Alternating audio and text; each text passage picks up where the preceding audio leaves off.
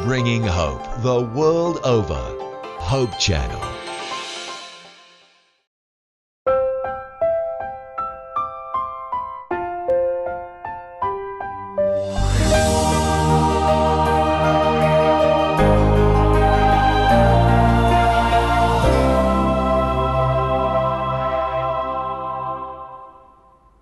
Isang pinagpalang araw po muli sa inyo lahat. Minamahal po namin mga kaibigan at mga taga-subaybay. Kami po ay nagagalak na namang muli na makapaglingkod sa inyo sa pamamagitan ng pagtalakay ng ating leksyon sa linggong ito. Ako pong muli ang inyong lingkod, Pastor Ben Casimiro. At muli po ay ating tatalakay ng salita ng Diyos na makakasama natin muli si Sister Lenny. Welcome Sister Lenny sa ating programa. Ikinagagalak kong makasama ka muli, Pastor Ben, at ganoon din sa ating mga kaibigan na nanonood sa atin ngayon. Kinagagalak ko po muling makasama kayo. Tayo po ay nasa ating ikawalong leksyonan ng ating pag-aaral sa trimestring ito. At ang ating pong paksang tatalakayin, ang kautusan ng Diyos at ang kautusan ni Kristo.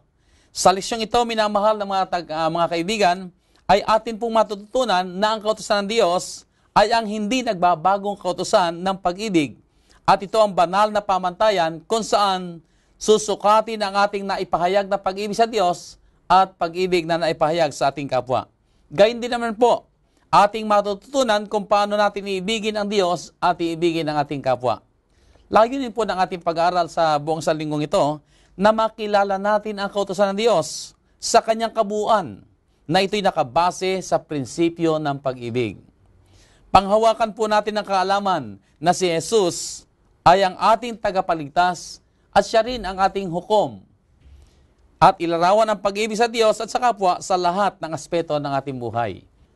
Sa ating pong pagpapatuloy ay pangungunahan po tayo sa panalangin ni Sister Lenny. Tayo po ay manalangin. Ama naming banal na nasa mga langit, purihin ang iyong dakilang pangalan, sapagkat ang inyong pag-ibig ay sapat sa bawat isa sa amin. Panginoon, narito ang inyong bayan. Lumalapit muli sa inyo upang pakinggan ang inyong mensahe sa araw na ito. Panginoon, buksan ang aming mga puso't isipan, ipaunawa ang inyong kalooban, lalo't higit ang dakilang pag-ibig na inyong inilaan sa bawat isa sa amin. Aming inaanyayahan ang pakikisama ng inyong banal na Espiritu, na siyang magiging gabay namin sa araw na ito sa aming pag-aaral. Bigyan kami, Panginoon, ng karunungan upang aming maunawaan ang mga mensaheng ito. Ganon din, Ama, aming dinadalangin ang aming tagapakinig, ang lahat ng mga taong ito na handang makinig sa inyo, nawa, Panginoon, kanila ring maunawaan ang inyong mensahe at nang sa ganon ay aming maisakabuhayan ito upang sa ganon kami ay lalong mapalapit sa inyo at magmana ng buhay na walang hanggan. Patawarin, Ama, ang bawat isa sa amin ng aming mga nagawang pagkakasala at pagkukulang. Gawin kami, Amang, maging karapat-dapat tawaging mga anak ng Diyos. Salamat, Ama, sa pagkakataong binigay niyo sa amin na makapag-aral muli. Ito pong aming hinihiling sa pangalan ng aming Panginoong Jesus. Amen. Maraming salamat, Sister Lenny.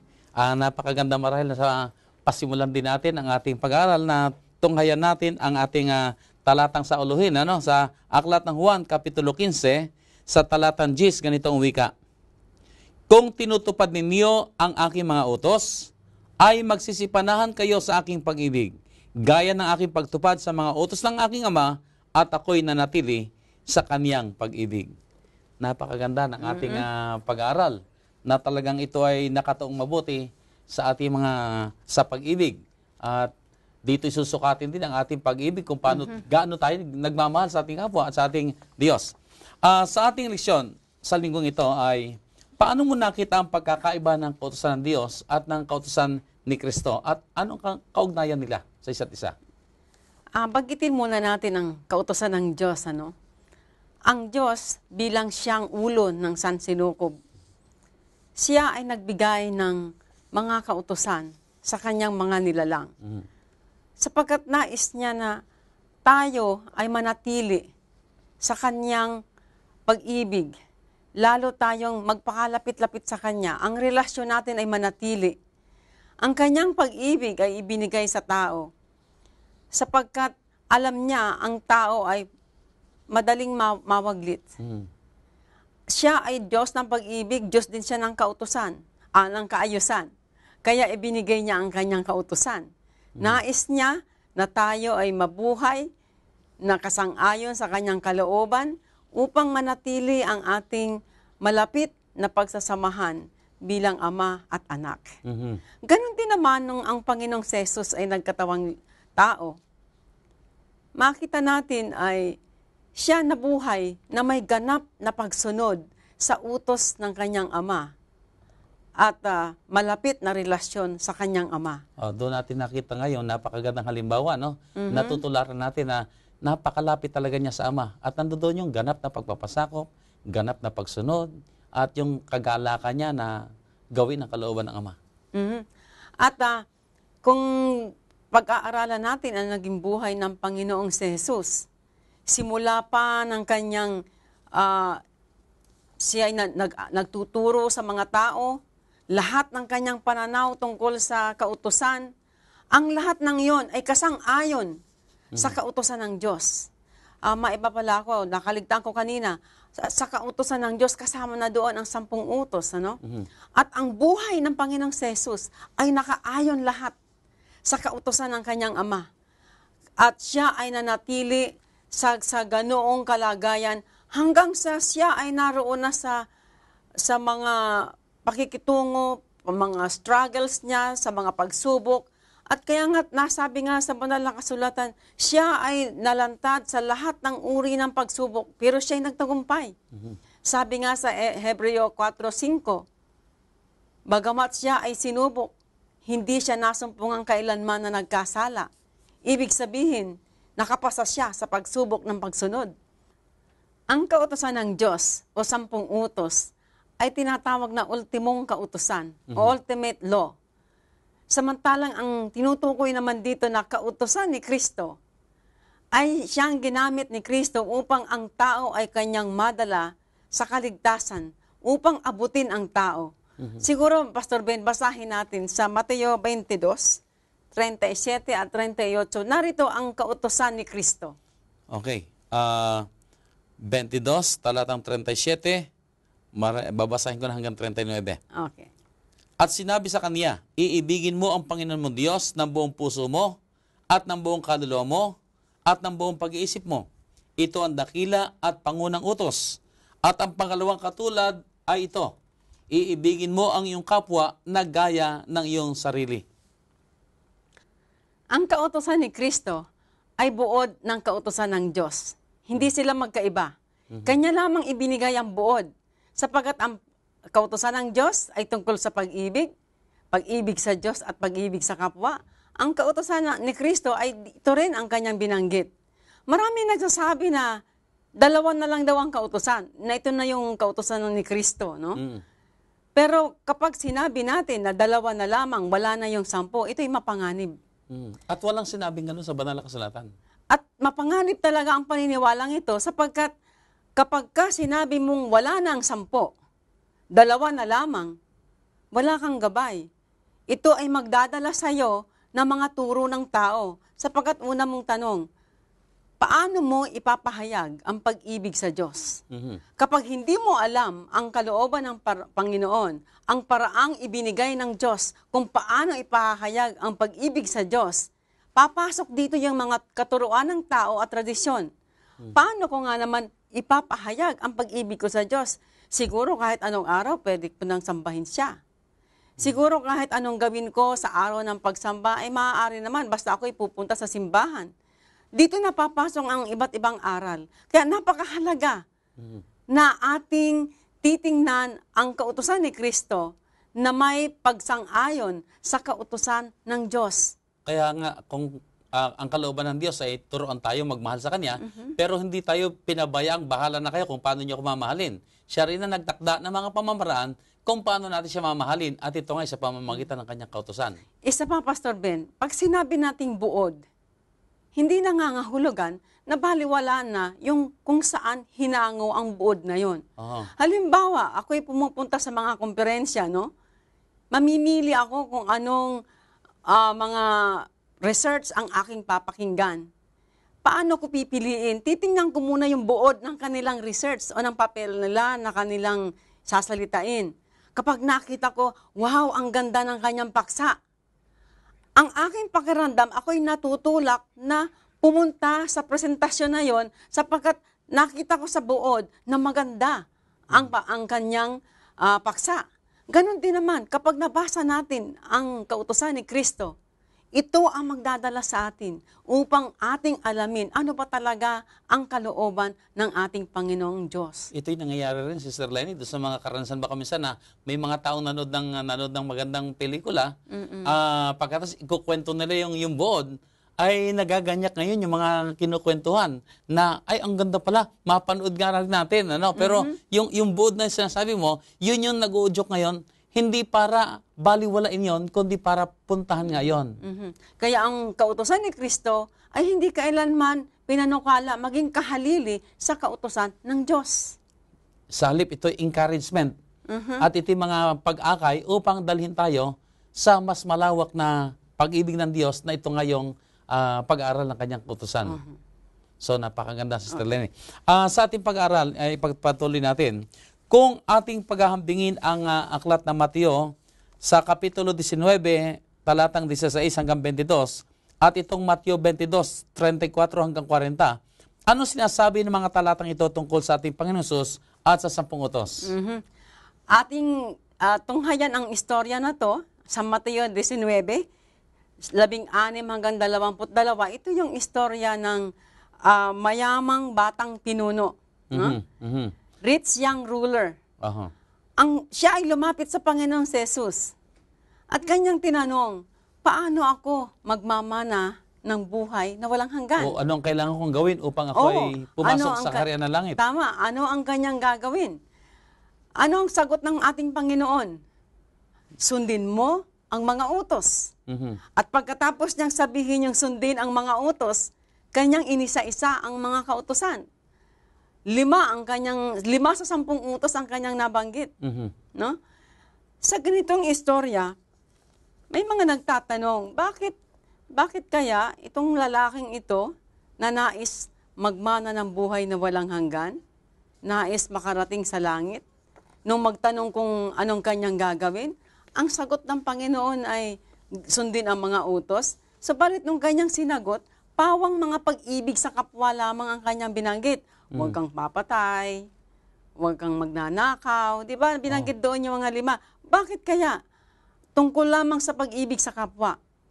Sapagkat nung lumapit ang lalaking ito sa Panginoon, kung inyong babasahin ang mga talata doon sa umpisa ng 16, 16, 17, 18, nakikita natin doon na siya ay lumapit sa Panginoon, tinawag niya guro.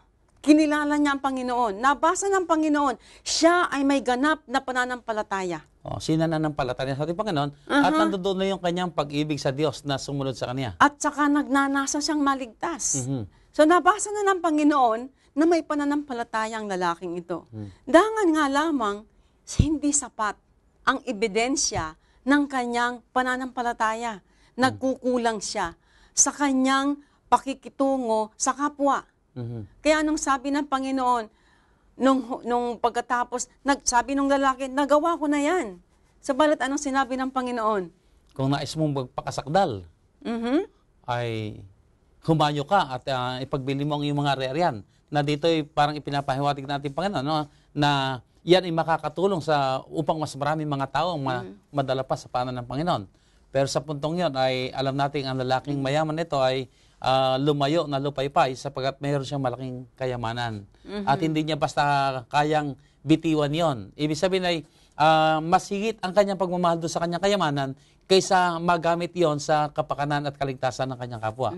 So, malino ngayon na nakita natin Panginoon Jesus at ipinakita sa kanya, bagamat hinahanap niya ang kaharian ng Panginoon at nais siyang magmahal sa Diyos, pero kulang siya sa pag-ibig sa kanyang kapwa. Makikita natin dito sa istoryang ito na sinusunod niya ang titik ng kautusan, subalit hindi niya nagagawa ang espiritu nito. Ano ba ang tinatawag na espiritu ng kautusan? Alam mo, Pastor Ben, hindi sapat na iwasan nating masaktan o sabihin natin mamuhi tayo sa kapwa. Hindi sapat yon. Huwag mamuhi sa ating kapwa. Hindi sapat na iwasan natin ang pagkamuhi o pananakit sa kapwa. Oo nga't negatibo ang pagkakasulat ng kautusan. Pero pag tinignan natin ang espiritu nito, ito ay tumatawag sa isang positibong aksyon. Isang positibong aksyon ang inaasahan sa atin. Sapagkat ang Panginoon ay nananawagan sa bawat isa sa atin na ibigin ang ating kapwa. Hindi lamang sa pag-iwas ng masaktan sila, kundi tayo dapat ay mag-isip kung paano natin sila magagawa ng mabuti. Ito ang nais ng Panginoon sa atin. Isang direktang paggawa ng mabuti sa kanila. Hindi lamang yung pag-iiwas na sila ay may masaktan natin. So, hindi lang yung passive tayo na huwag kang gagawa ng masama, kundi naroon din yung kaisipang gawin natin yung tama at mabuti. Tama. Sister Tenny, sa ating pinag-aaralan, ang lalaking ito ay nagtatanong paano ba siya papasok sa kanilang langit? Mukhang ang pahayag dito ng Panginoon ay sa pamamagitan ng pagsunod, maliligtas ang tao. So, ano ba talaga ang ibig pahiwatig dito ng ating Panginoong Hesus? Kasi alam natin, hindi kailanman ang tao maliligtas sa pamamagitan ng pagsunod. Ito'y sa pamamagitan lang ng pananampalataya. Pero dito, ay ang Panginoong Hesus mismo nagsabi na ikaw ay sumunod sa kautusan. Tulad nga ng nasabi ko kanina, siya nagpahayag na ng pananampalataya sa Panginoon. Ganun pa man, hindi naging sapat ang ebidensya ng pananampalataya. Na siya may pag-ibig na sa Diyos at ang kulang na lamang ay yung pag-ibig sa kapwa. Alam ng Panginoon na kanya nang ginagawa ang pag-ibig sa Diyos. Okay. Ganun pa man, hindi niya nagagawa ang pag-ibig sa kapwa sapagkat mas minahal pa rin niya ang kanyang sarili. Nakita niya na hindi niya pala kayang pakawalan ang kanyang kayamanan para itulong sa kapwa. Kaya nga, hindi pa rin siya nakapasa. Sa tingin ng maraming tao na nakapalibot, parang ang taong ito ay ganap na ang kanyang pagsunod. Banal na siya. Malakas ang kanyang loob na lumapit sa Panginoong Jesus. Pero, nabasa ng Panginoon ang tunay na espiritu sa kanyang puso. Hindi niya ganap na minamahal ang kanyang kapwa, kaya hindi niya nasunod ang utos ng ating Panginoon.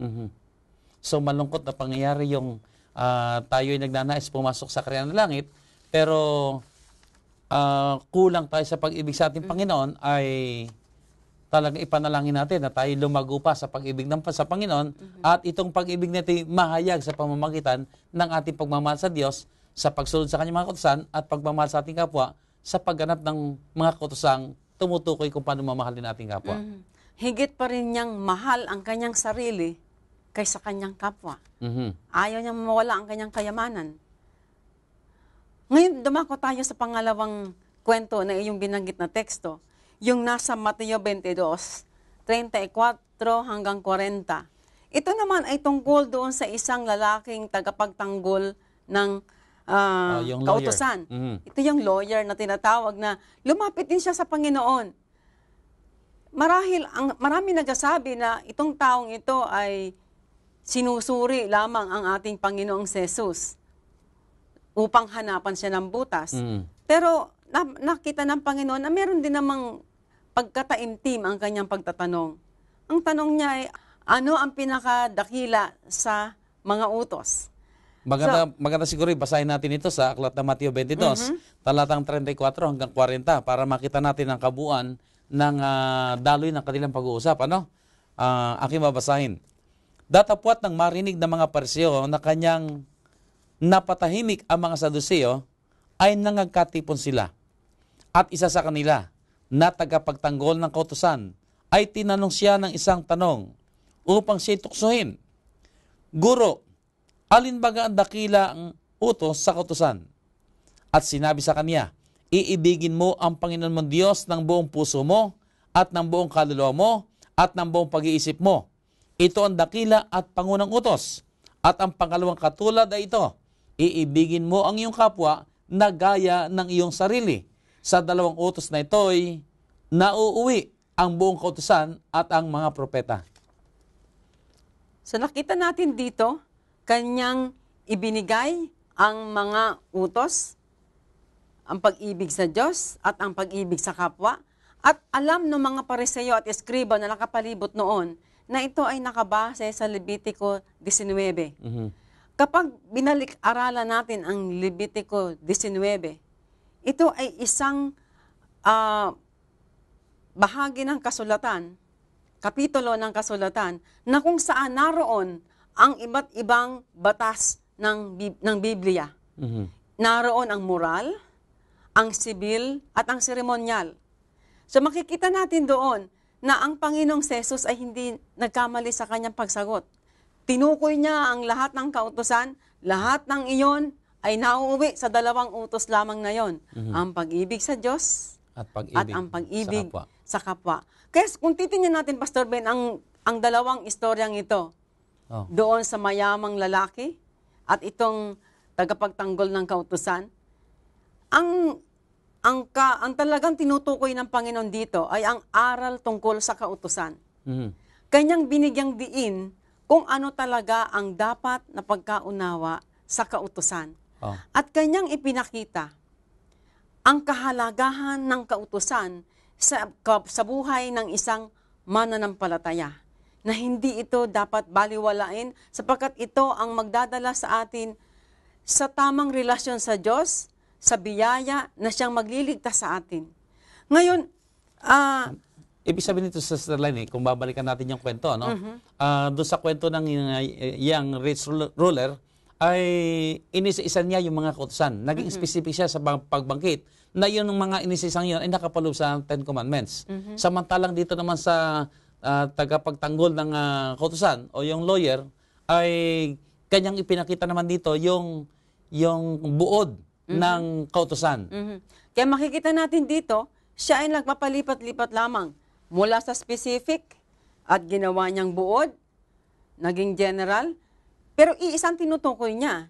Hindi siya nagbabanggit ng magkaiba. Dito natin makikita na ang Panginoong Jesus ay nananatili sa kanyang pagtatalakay ng kautusan ng Diyos. Hindi siya lumalayo doon. Mhm.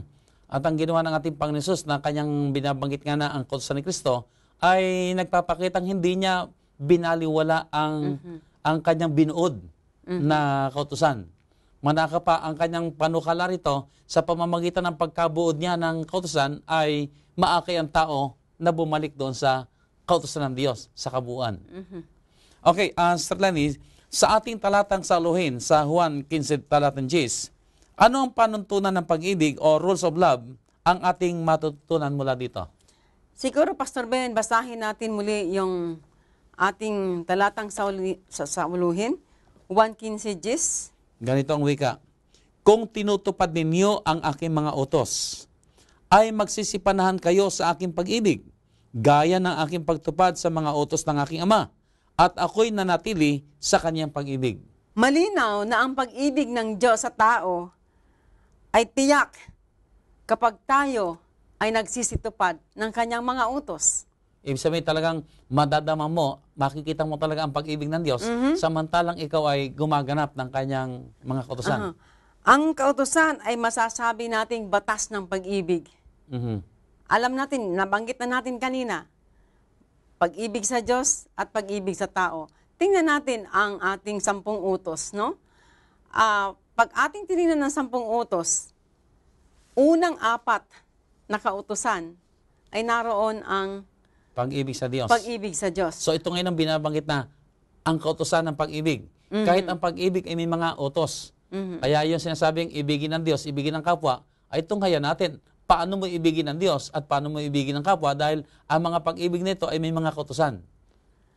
So, pagkat tinignan natin ang 10 utos, anong unang sinasabi doon? Ang unang utos, maging tapat sa Kanya at gawin siyang pangunahin sa iyong buhay. Ito ay tumutukoy sa loyalty. Mhm. No? Sa loyalty, yun ang unang utos. Oh. At ang ikalawa, At kung ating gagawin specific ang kautusan ng Panginoon, ang pinakaunang utos ng Diyos, yung unang utos sa 10 utos, ay huwag kang magkakaroon ng ibang mga Diyos sa harap ko. So dito nga ipinapay yung binanggit mo, kailangan naroon ng loyalty. At siya lamang at wala ng iba na pangunay sa ating buhay. okay. Sa pangalawa naman, naroon siya lamang ang ating sasambahin. Ito naman ay may kinalaman sa worship. Mhm. Ang ikalawang utos kasi nagsasabi na huwag kang gagawa para sa iyong sarili ng mga inukit na larawan at huwag mo silang yuyukuran o paglilingkuran. Yan ay malinaw sa ikalawang kautusan doon sa aklat ng Exodus 20. Exodus 20. Mm-mm. At sa ikatlo, ito naman ay tungkol sa paggalang sa kanyang pangalan o sa English ay reverence. Aha. Ang ikatlong utos kasi nagbabanggit, huwag mong babanggitin ang pangalan ng Diyos sa walang kabuluhan. Ibig sabihin, kagaya ng binanggit mo nga, ay para ipahayag natin ang pag-ibig sa Diyos, dapat merong reverence. At ang specific na kautusan ng pag-ibig dito ay huwag mong babanggitin ang pangalan ng Diyos sa walang kabuluhan. Kasi sa ating panahon, lalo na ngayon, ay nadulas lamang o nagulat lamang ay binanggit na kagad ang pangalan ng Diyos. Ano? Ay hindi lang pangalan ng Diyos. Kung minsan, pati si Jose at saka si Maria ay nadadamay pa. Kaya, ang sabi ng ating Panginoon, kung mahal natin siya, ay partikular ang Diyos sa kanyang pangalan. Kasi ang pangalan ng Diyos ay nakakapit yan sa kanyang karakter. At ang karakter ng Diyos ay banal. Sa sabi, ang pagbanggit sa kanyang pangalan ay dapat ay punong-puno ng kabanalan. At dumako naman tayo sa ikaapat, ipangilin ang kanyang sabat. Ito ay may kinalaman sa sanctification and relationships. Ibig sabihin nito ay ito na nga ibinigay na ikapat na utos, ano? Na alalahanin mo ang araw ng Sabat. Na sa araw na yan ay babanalin tayo ng Diyos. At yung araw na yon ay pinapahayag din natin, kinikilala natin na siya ang ating manlalalang. Kaya itong apat na ito, ay ito ang datin maipapahayag sa Panginoon ang ating pag-ibig. Ngayon, tingnan natin yung 6 na huli. Ito naman ang pag-ibig sa ating kapwa. Ang ikalima ay igalang ang magulang. Ito ay respect for parental authority. Ano nga yung sinasabi doon? Igalang mo ang iyong mga magulang. At yun ang sabi nga na mayroong pangako. Ang kautosang may pangako na kung igagalang natin ating mga magulang ay daragdagan pa ang ating mga buhay. At sa pang-6, igalang ang halaga ng buhay. Respect for human life. Ang utos mismo ng Panginoon dito, sa ika-6 na utos ay huwag kang papatay. Huwag kang papatay. Sa ika-7, ingatan ang kadalisayan ng kasal.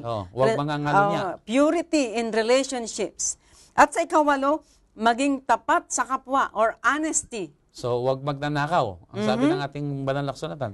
At ika-9, maging totoo sa lahat ng pagkakataon o truthfulness. Kaya ang sabi ng kautusan ay ika-9 na utos, huwag kang sasaksi sa di katotohanan. Huwag kang magsisinungaling. Huwag magsisinungaling. At ang ika-10, maging kontento sa sariling tinatangkilik. So ang sinabi naman dito sa ika-10 utos ay huwag kang mag-iimbot ng mga bagay ng iyong kapwa. So kagaya ng binanggit mo, ay huwag mong pagnanasaan. Maging kontento tayo sa mga bagay na ating tinatangkilik at huwag nating pag-isipan ng masama ang mga bagay ng ating kapwa.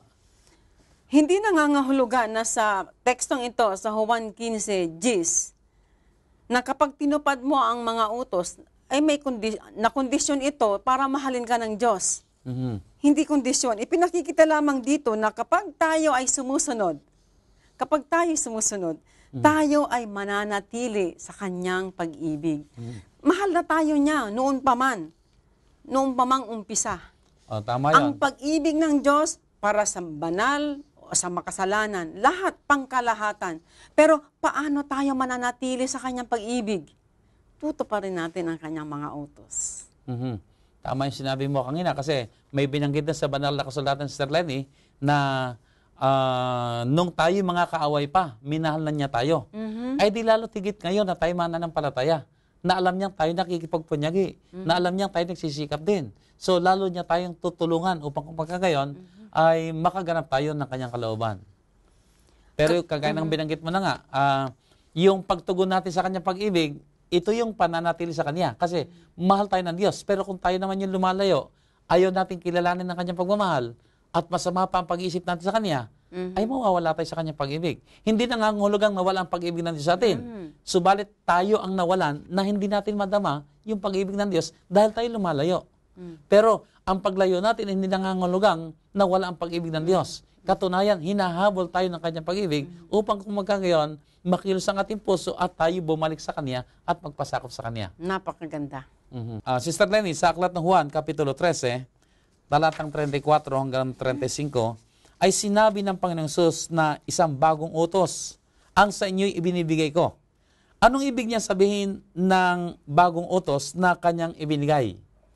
Siguro, Pastor Ben, maganda basahin muna natin ang tekstong binanggit mo. Juan 13, 34 at 35. Ganito ang wika.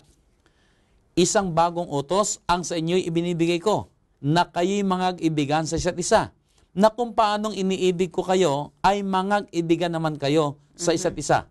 Sa ganito'y kikilala ng lahat ng mga tao na kayo ay aking mga alagad kung kayo'y may pag-ibig sa isa't isa. Ang pag-ibig ay alam nating ito ay universal moral value. Kahit hindi Kristiyano, kahit na yung mga walang Diyos, alam nila ang pag-ibig Subalit, ano ba ang bago dito? Mahalaga ang pag-ibig, alam ng lahat yan. Subalit, ano ang bago dito na sa sinasabi ng ating Panginoon? Kung ating papansinin, ang bago dito ay ang idiniin ng ating Panginoon. Anong sinasabi niya? Idiniin niya yung pag-ibig. Ang pamantayan ng pag-ibig na nais niyang maabot natin. Ano So, ba ibig yung sabihin- pamantayan doon? Ibig sabihin, mayroong pamantayan siya na ibinigay na kung paano natin iibigin ang ating kapwa. Yun ang bago doon. Pamantayan ng pag-ibig. At yun ay ang ano? Katulad ng pag-ibig ko sa inyo. Ibig sabihin As I have loved you. meron kasing itinuro sa atin sa banal na kasulatan, nakita nito sa lumang tipan, na ibigin mo ang iyong kapwa gaya ng iyong sarili. Pero ibig sabihin dito ngayon ay sinasabi natin Panginoon Jesus, ito ang bago sa kautusan, na ang ating pag-ibig ay hindi lang yung paano natin ibigin ang ating sarili, kundi ibigin natin ang ating kapwa kagaya ng pag-ibig ni Kristo sa Tama. ating kapwa. Nung marinig ito ng mga alagad, hindi nila maunawaan yun Kasi hindi pa nila nakikita ang ganap o kabuuang pag-ibig ng Panginoong Jesus. Subalit nung nakita nilang napabayubay na sa cross ang Panginoon, nung siya ay nagsakripisyo at ibinigay na ang kanyang buhay, doon nila napagtanto, ganito nga pala talaga kalaki ang pag-ibig ng Panginoong Jesus, na gano'n na lamang ang pagsinta ng Diyos. Kaya nga't ang bugtong na anak ay namatay. Doon nila nakita na talagang ang pag-ibig ng Diyos ang pinakamalaki. At ito ang pamantayan na ibinigay niya sa atin. Kung paano natin ibigin ng ating kapwa, ay kagaya ng pag-ibig ni Kristo na ibinigay niya ang kanyang buhay. Isabi niya doon talaga yung pagmamalasakit. Hindi lang pinatikim o pinakitaan lang na maganda, kundi talagang may halong pagsasakripisyo yung ginawa ng ating Panginoon. At ito ngayon ang ginagawa niyang pamantayan na kanyang sinabi, binibigyan ko kayo ng bagong utos. Kung paano nyo mamahalin ang inyong kapwa, mahalin nyo sila kagaya ng pagmamahal na ginawa ko sa kanila.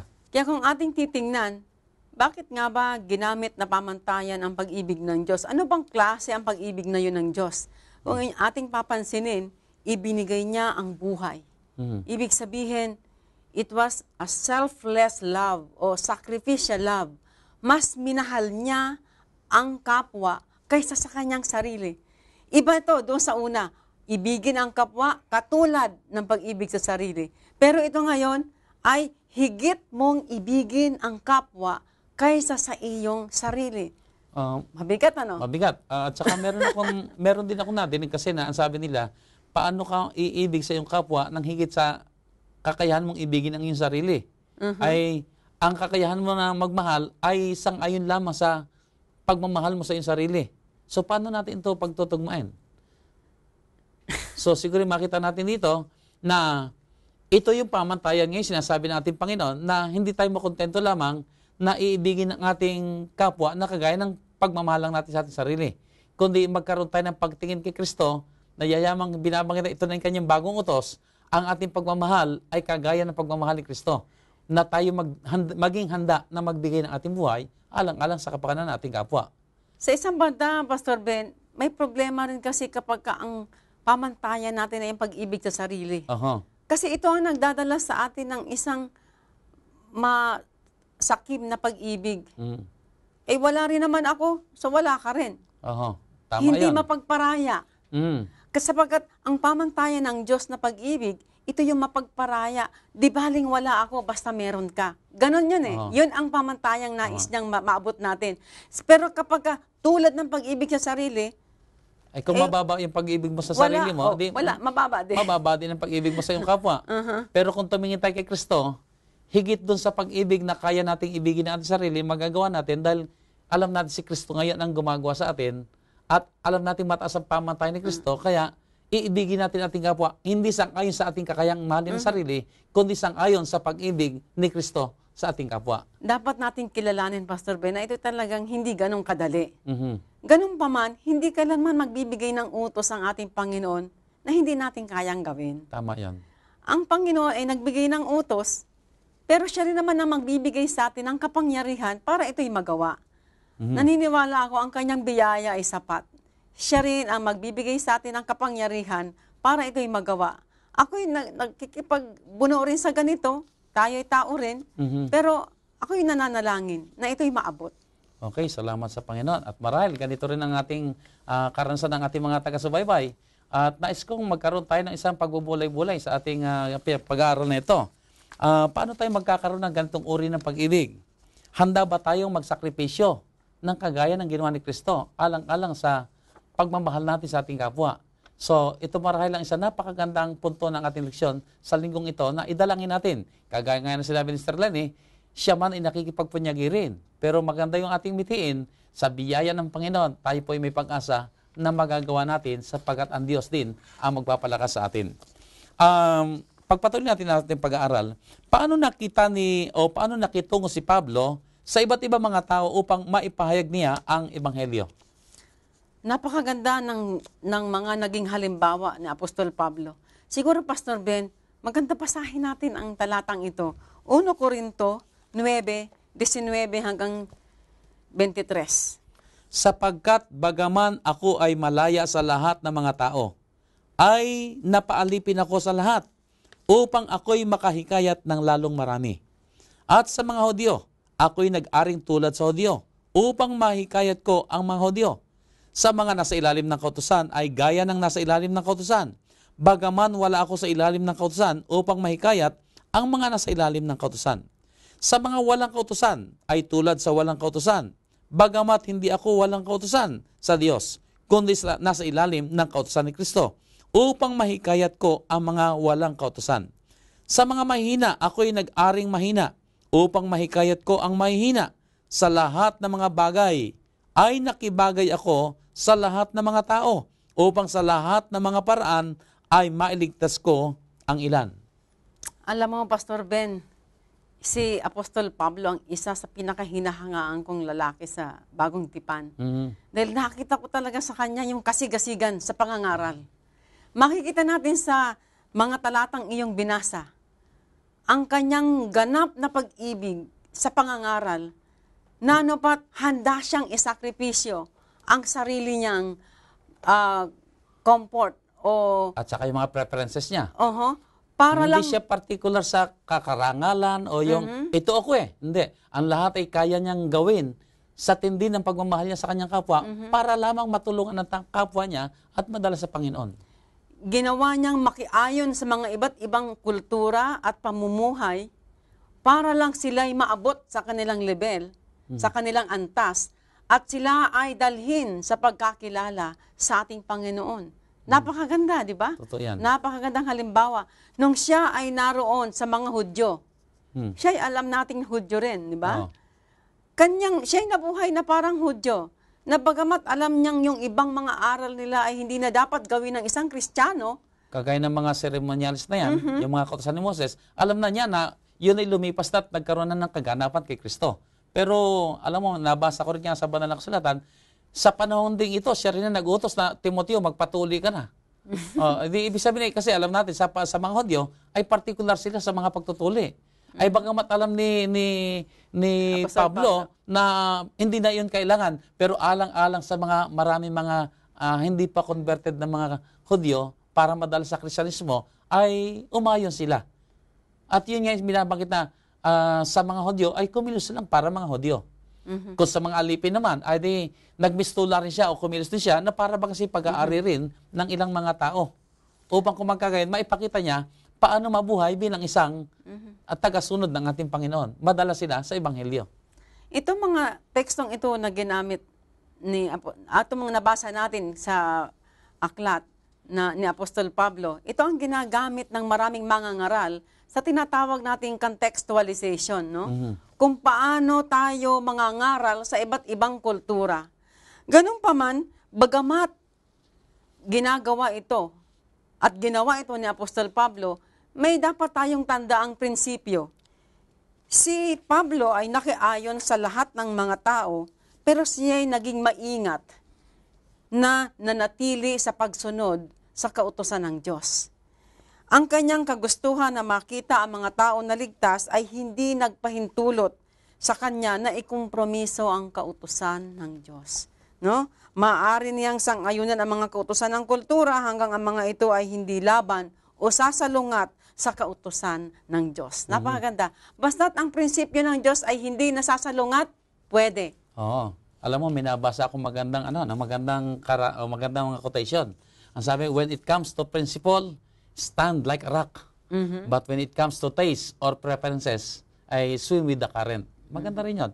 So long na wala siyang lalabaging prinsipyo o wala siyang sasalungiting kautusan ng Diyos, handa siyang makipagkompromiso, handa siyang umayon para lamang mawin sila at madala sa Ebanghelyo.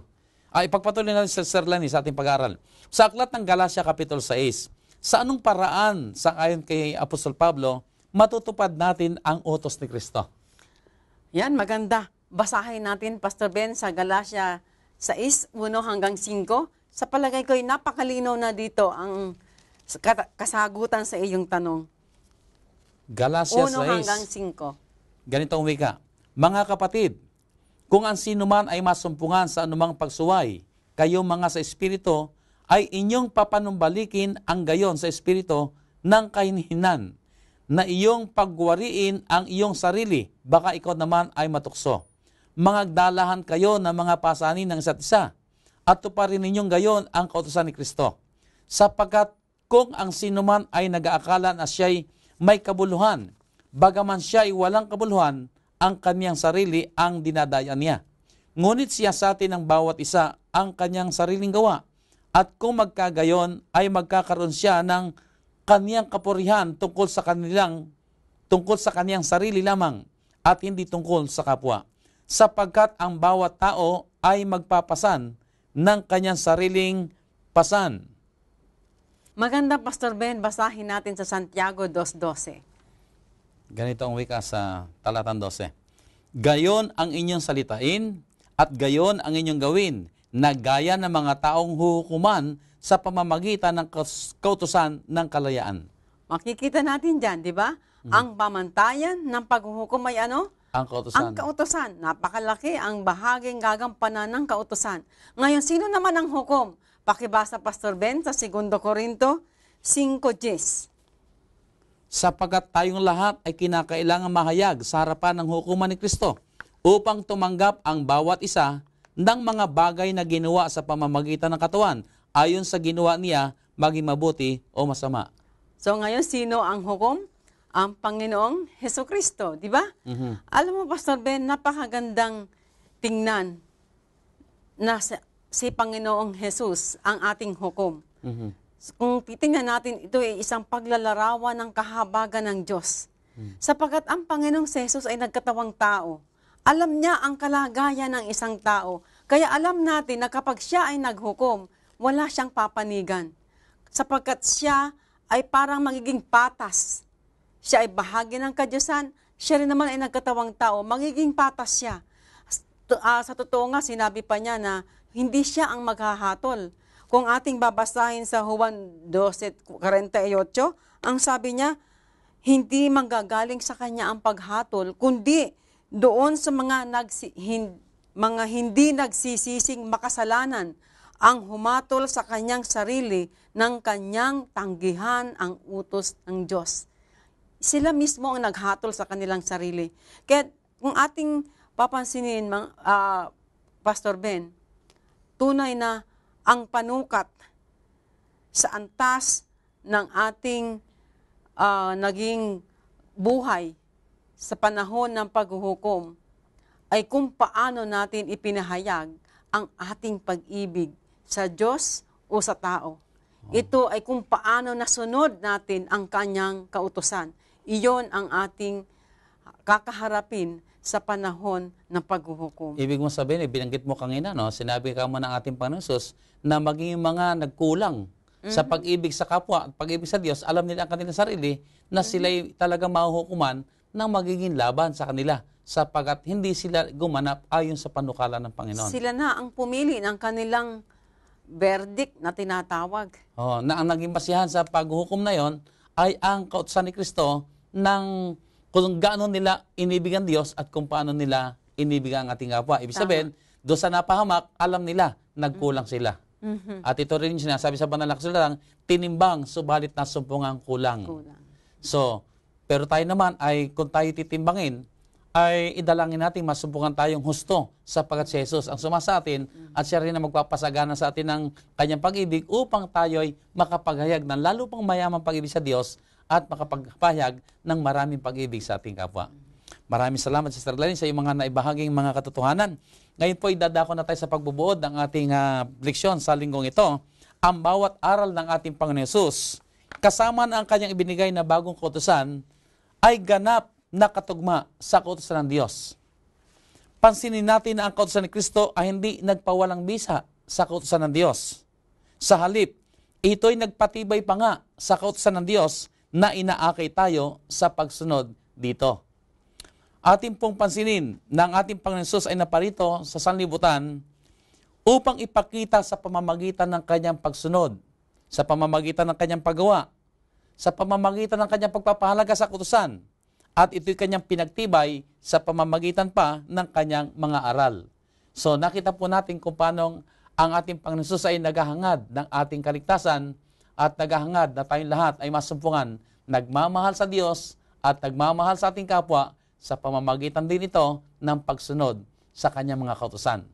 Para sa akin po, mga minamahal ng mga kaibigan, ganito po ito sasabihin, habang minamahal ko ang Diyos, ako naman ay lalo pang susunod sa kanyang mga kautusan. At samantalang ako naman ay sumusunod sa kanyang kautusan, ay lalo ko naman na ipapahayag ang pag-ibig sa Diyos at ang pag-ibig sa aking kapwa. Sana po mga minamahal ng mga kaibigan, sa pamamagitan ng pag-aaral nito, ay lalo tayo naging lalong malapit sa ating mahal na Diyos. Tayo po'y dumako na sa ating panalangin. Dakila at panalaming Diyos na nasa langit, maraming salamat po. Kayo ang aming Diyos. At kayo'y tapat. Kayo rin ang nagbigay sa amin ng kautusan at kayo rin ang nagbigay sa amin ng kapangyarihan upang kami makasunod. Tunay o Diyos, sapat ang inyong biyaya upang kami ay masumpungan, nagagalak, na sumusunod sa lahat ninyong mga pag-uutos. Narito kami, Panginoon. Bigyan kami ng puso na nagagalak, na nagmamahal sa inyo.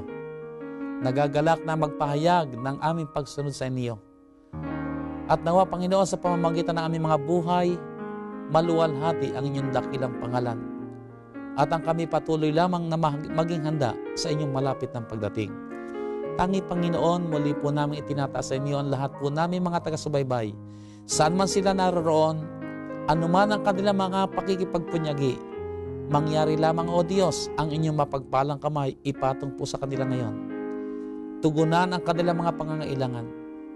Kayo ang humawak ng kanilang mga kamay at bigyan ng kapangyarihang mamuhay ayon sa inyong banal na kalooban.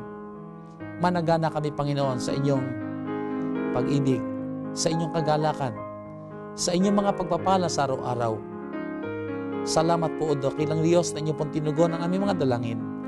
Hinihiling po namin ang lahat ng ito sa banal na pangalan ng aming Panginoong Hesus. Amen. Muli po, mga minamahal namin mga taga-subaybay at mga kaibigan, maraming salamat po na kami po inyong sinamahan dito sa programang Ang Oras ng Pag-aaral. Nawa po'y tuloy-tuloy pa na kayo managana sa pag-ibig ng ating dakilang Diyos. God bless you all.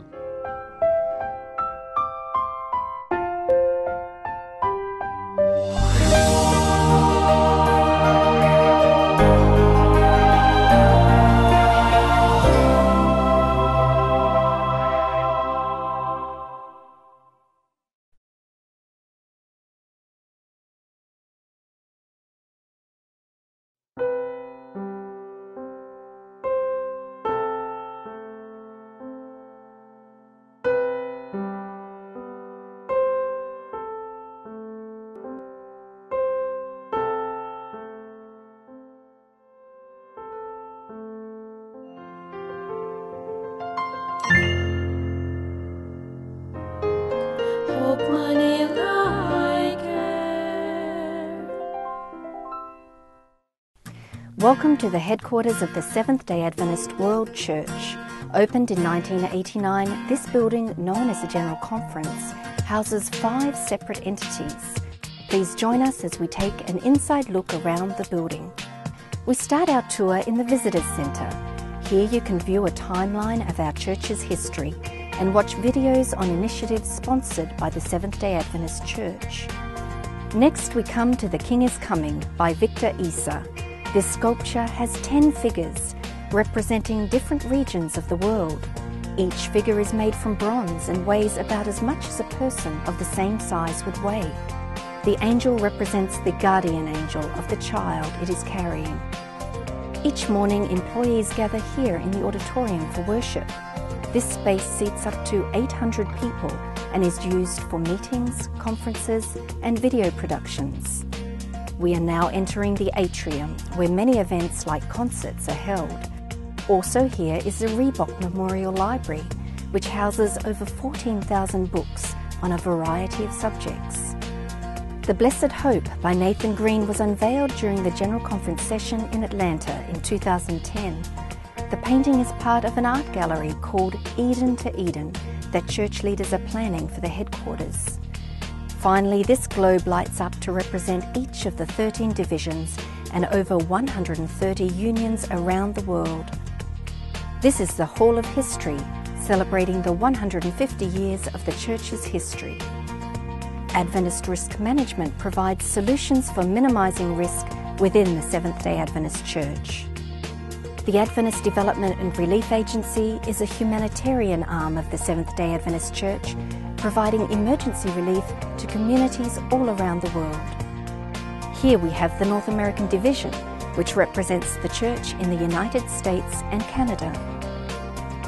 At noon each day, employees gather here in this chapel to pray for each prayer request they receive. Now we come to the Harry Anderson display, which includes a self-portrait and his personal easel. Harry Anderson is well known for his illustrations in the Bible Stories series and also secular publications. We are now in the office of President Ted N.C. Wilson, who was elected during the General Conference session in 2010. Also located here are the offices of the 9 General Vice Presidents. The building also includes the offices of hundreds of General Conference employees who work to ensure religious liberty, education, healthcare, and more for millions of Adventists worldwide. Hope Channel is the newest extension of the General Conference building. Hope Channel is the official television network of the Seventh-day Adventist Church. This is the studio where they record popular shows like Let's Pray, Cross Connection, and Hope Sabbath School. Another studio in the building is the Communication Department studio. Each week, A&N video is recorded here. Finally, we come to the White Estate. Here we have the painting, The Christ of the Narrow Way by Alfred Lee. This mural illustrates Ellen White's first vision and shows a narrow path on which believers in the 3 angels' message of Revelation 14 are travelling toward the holy city. If you are hungry after your tour, you can eat in our completely vegetarian cafeteria. The cafeteria serves employees and visitors every day from 11:30 to 1 p.m. If you would like to visit us in person, you can make an appointment by visiting adventist.org.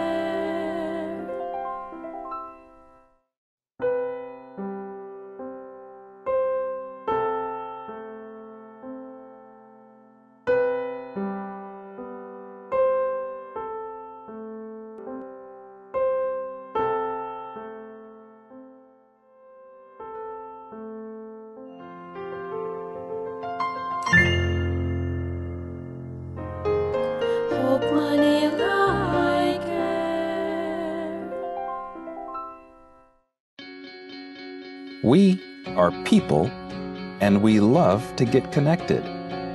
We connect as families because of birth. We connect as friends because we click. And we connect as communities because we care. Seventh-day Adventists are people who connect in communities called congregations, which in turn connect to form conferences, who connect together to form unions, divisions, and the General Conference. Why do we connect?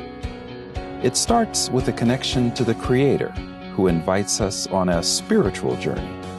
When we journey together, we can help each other along the way. This journey is a journey of a lifetime, and as we learn and grow, life becomes filled with meaning and purpose. Our greatest joy is in helping others along the way. Wherever you are on your journey, we believe that we have something to offer that can make your life more whole. So the next time you see a Seventh-day Adventist, remember, you're not looking at someone who stands alone. They are connected to a world church that has 18 million members, gathered in 13 divisions, comprised of 122 unions, formed by 600 conferences, serving in 140,000 congregations in 208 countries, who worship in 924 languages, and they all want to connect with you.